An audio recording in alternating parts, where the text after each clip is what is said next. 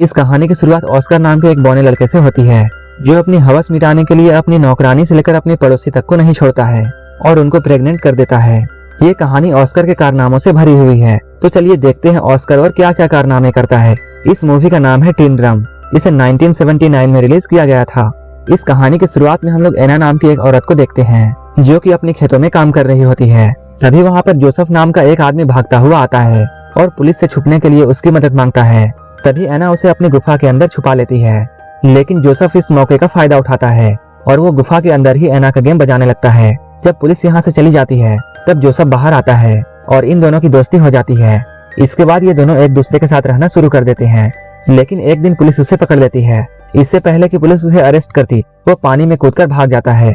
Joseph के बारे में बहुत सी बातें फेमस हो जाती है। कुछ लोगों का कहना है वो पानी में डूबकर मर गया, वहीं कुछ लोग ये कहते हैं वो वहाँ से भागकर अमेरिका आ गया और वो यहाँ आकर एक अमीर बिजनेसमैन बन गया और यहाँ आकर ऐश कर रहा है। वहीं दूसरी ओर हम लोग एना और उसकी बेटी एग्नेस को देखते हैं, जो कि बाजार में सामान बेचकर अपना गुजारा कर रहे हैं। एग्नेस अपने कजन जैन से प्यार करती थी, जो कि एक पुलिस पोस्ट ऑफिस में काम करता है। इसके अलावा एना अल्फ्रेड से भी प्यार करती थी, जो कि एक जर्मन शेफ था। उन तीनों के घपाघप कार्यक्रम से ऑस्कर नाम का एक बच्चा पैदा होता है। ऑस्कर पैदा होने के बाद रोता ही रहता है और वो चुप ही नहीं होता है। जब उसकी मॉम उससे ये कहती है उसके 3 साल होने के बाद वो उसे एक टिन ड्रम देगी, इसके बाद वो रोना बंद करता है। अपने 3 साल होने के बाद जब ऑस्कर ने अपने जन्मदिन में लोगों को शराब पीते हुए और कुत्ता डांस करते हुए देखा, तब वो डिसाइड करता है कि वो कभी बड़ा ही नहीं होगा और अपने इसी काम को पूरा करने के लिए वो सीढ़ियों से कूद जाता है। इसके बाद से ही अब ऑस्कर हमेशा के लिए 3 साल का ही रह जाता है। वो हमेशा अपने ड्रम को अपने साथ रखता है और जब भी कोई उससे उसकी टूटी हुई ड्रम लेने की कोशिश करता है, वो इतना जोर से चिल्लाता है कि वो अपनी आवाज से कांच को भी तोड़ देता है। धीरे धीरे टाइम गुजरता जाता है। अब ऑस्कर 6 साल का हो चुका है। ऑस्कर ना ही बड़ा हो रहा था और ना ही वो अपने टूटे हुए ड्रम को अपने से अलग करता था, और जब भी कोई उससे उसकी ड्रम को छीनने की कोशिश करता, तब वो अपनी आवाज से कांच तोड़ देता था। ऑस्कर के इस पावर को देखकर सारे डॉक्टर हैरान थे, लेकिन उसकी मॉम और उसके परिवार को ये जानना था कि ऑस्कर क्यों बड़ा नहीं हो रहा है। हम लोग देखते हैं एग्नेस हर थर्सडे को ऑस्कर के साथ शहर जाती थी और वो ऑस्कर को एक दुकान पर छोड़ देती थी। इसके बाद वो जैन के पास जाती थी और वहां जाकर वो जैन के साथ भयंकर घपाघप करती थी। लेकिन एक दिन ऑस्कर को अपने माँ के कांड के बारे में पता चल जाता है। ऐसा करते हुए कई साल बीत जाते हैं और अब ऑस्कर 12 साल का हो चुका है। एक दिन ऑस्कर अपने मॉम डैड के साथ सर्कस देखने के लिए जाता है, जहाँ वो कुछ बौने लोगों को परफॉर्म करते हुए देखता है।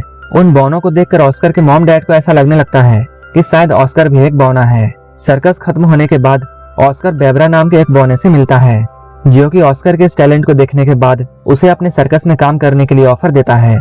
लेकिन तभी ऑस्कर के मॉम डैड वहां आ जाते हैं और वो ऑस्कर को अपने साथ ले जाते हैं। इसके कुछ दिनों के बाद हम देखते हैं ऑस्कर की माँ ऑस्कर को जिस दुकानदार के पास छोड़कर जाया करती थी, वो दुकानदार भी धीरे धीरे एग्नेस से प्यार करने लगा था। वो उसे और ऑस्कर को अपने साथ लंदन चलने के लिए कहता है, लेकिन तभी एग्नेस उसे मना कर देती है और वहां से चली जाती है। इसके कुछ वक्त बाद एग्नेस को ये बात पता चलती है कि वो प्रेग्नेंट है और उसके पेट में जैन का बच्चा है। इस बात से एग्नेस बहुत परेशान हो जाती है और अपनी टेंशन की वजह से वो बहुत सारी मछलियां खा जाती है, जो कि उसे खाना बिल्कुल पसंद नहीं था। वहीं उसके पति अल्फ्रेड को इस बात से कोई भी फर्क नहीं पड़ता है कि एग्नेस के पेट में किसका बच्चा है, और वो एग्नेस को सिर्फ खुश देखना चाहता था। लेकिन ऑस्कर के पैदा होने के बाद एग्नेस को कभी भी खुशी नहीं हुई, इसलिए वो अपने इस बच्चे को पैदा करना नहीं चाहती है और बहुत ज्यादा मछलियां खाने की वजह से उसे फूड पॉइजनिंग हो जाती है और उसकी मौत हो जाती है। इसके कुछ सालों बाद हम लोग ऑस्कर को देखते हैं, जो कि अपनी टूटी हुई ड्रम को ठीक कराना चाहता है। ये सब उस वक्त में हो रहा था जब जर्मनी पूरे पोलैंड में हमला करके उस पर पूरा कब्जा करने की कोशिश कर रहा था। वहीं पोस्ट ऑफिस में भी पुलिस लोग जर्मनियों पर हमला करने की तैयारी कर रहे थे। तभी अचानक जर्मन्स का उन पर हमला हो जाता है। इस हमले में बहुत से लोग मारे जाते हैं, जिनमें से एक जैन भी था। ऑस्कर इस हमले से किसी तरह बच जाता है और वो यहाँ से भाग जाता है। इसके कुछ दिनों बाद हम लोग देखते हैं अल्फ्रेड एक 16 साल की लड़की जिसका नाम मारिया है, उसे अपने दुकान में काम करने के लिए रखता है। मारिया दुकान के साथ साथ ऑस्कर का भी ध्यान रखती थी। धीरे धीरे ऑस्कर को मारिया से प्यार होने लगता है। ऑस्कर की उम्र भी मारिया जितनी ही थी, लेकिन मारिया को इस बात पर यकीन नहीं था और वो ऑस्कर को अभी भी बच्चा मानती थी। जब एक रात अल्फ्रेड किसी काम से शहर से बाहर जाता है, तब वो मारिया के बेड के पास जाता है और वो एक चूहे की तरह उसके कंबल में घुस जाता है और घपाघप करने लगता है। मारिया को भी ऐसा करने में अच्छा लगता है, इसलिए वो ऑस्कर को नहीं रोकती है। धीरे धीरे ऑस्कर उसके और भी करीब आने लगता है, लेकिन अचानक एक दिन उसे ये बात पता चलती है कि मारिया का अफेयर अल्फ्रेड के साथ चल रहा है और मारिया अल्फ्रेड से बहुत प्यार करती थी, लेकिन अल्फ्रेड सिर्फ उसका यूज कर रहा था। मारिया इस बात से बहुत ज्यादा दुखी होती है और वो रोने लगती है।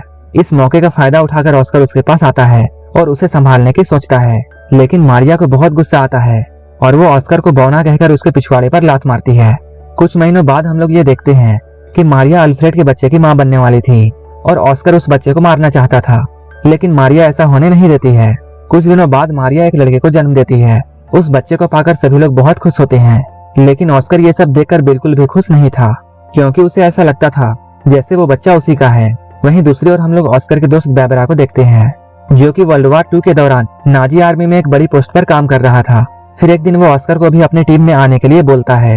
ये लोग पेरिस में एक परफॉर्मेंस करने वाले थे। ऑस्कर इन लोगों के साथ मिलकर सारे लोगों को अपना टैलेंट दिखाता है। उनके साथ काम करते हुए उसे अपनी टीम की एक लड़की जिसका नाम रोजबीता है उससे प्यार हो जाता है। अब कई दिन ऐसे बीत जाते हैं।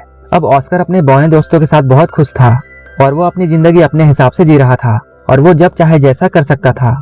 लेकिन एक दिन अचानक अमेरिकन का वहां हमला हो जाता है। ऑस्कर की गर्लफ्रेंड रोजबीता इस हमले में मारी जाती है। उस हादसे के बाद ऑस्कर अपने घर वापस आ जाता है। यहाँ आकर वो मारिया के 3 साल के बेटे को एक वैसा ही ड्रम गिफ्ट करता है जैसा कि उसे अपने 3 साल की उम्र में मिला था। लेकिन मारिया ऑस्कर के यहाँ आने से बिल्कुल भी खुश नहीं थी, लेकिन अल्फ्रेड अपने बेटे के यहाँ आने से बहुत खुश था। अल्फ्रेड अपने बेटे को उन लोगों से छुपा कर रखता है जो कि ऑस्कर को हॉस्पिटल ले जाकर उसका इलाज करना चाहते थे, क्योंकि अल्फ्रेड को ऐसा कभी नहीं लगता था कि ऑस्कर आम लोगों से अलग है। शहर की हालत धीरे धीरे बिगड़ने लगती है। इसके बाद डर के मारे अल्फ्रेड अपने पड़ोसी लीना और अपने बेटे ऑस्कर को बेसमेंट में छुपा कर रखता है। इसके साथ अल्फ्रेड को अपने नाजी होने की बात भी छुपानी पड़ती थी, लेकिन अचानक एक दिन रशियन सिपाही उनके घर पर घुस जाते हैं और वो अल्फ्रेड के सामने ही लीना के साथ जबरदस्ती करने लगते हैं।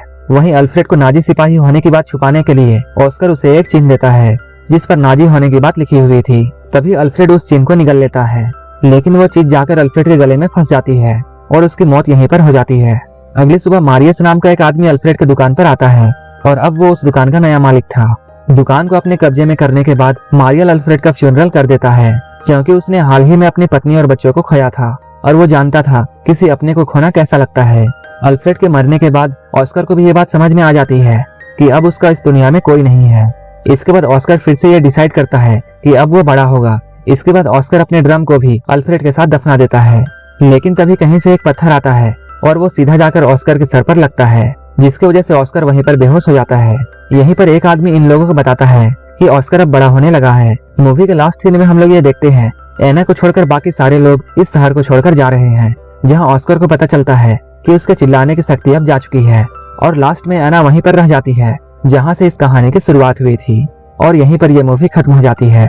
अगर आपको ये मूवी अच्छी लगी हो तो एक लाइक जरूर कर देना और ऐसे ही मूवीज के लिए मेरे चैनल को जरूर सब्सक्राइब कर लेना। तो मिलते हैं हमारे नेक्स्ट वीडियो में।